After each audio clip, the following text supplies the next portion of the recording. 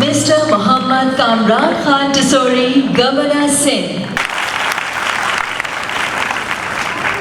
मुल्क की तारीख में पहली बार सिंध के गवर्नर हाउस के दरवाजे आवाम के लिए हर वक्त खुले रहते हैं। ऐसा भी नहीं देखा कभी कि गवर्नर हाउस के बाहर मोटरसाइकिलों की कतारें हर वक्त नजर आएं, जिससे ये जाहिर होता है कि मोटरसाइकिल पर आने वाला और गवर्नर हाउस के अंदर जाने वाला यकीनन एक आम आदमी है। ये रिवायत कराची के एक नौजवान सियासतदान कामरान खान तिसोरी ने डालकर चौधरी वडेरों और सियासतदानों से नाराजगी मोल ले ली, जो आवाम का इस्तेमाल सिर्फ वोट के लिए करते हैं पर आवाम के मसाइल पर कान नहीं धरते। गवर्नर साहब एक अवामी गवर्नर के तौर पे उभरे।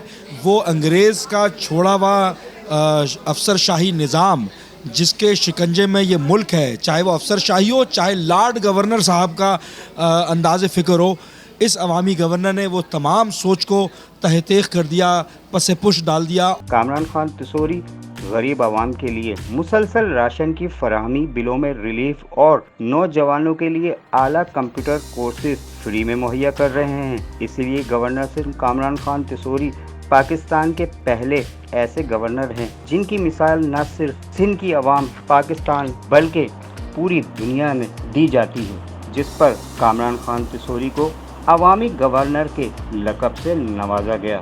ये फैसला तारीख का बड़ा और मुनफरिद फैसला है जो अवाम की अदालत ने किया। उजाला बन के चमका है मेरी अंधेर नगरी में, कई नाबीना आंखों में वो तारा बन के चमका है।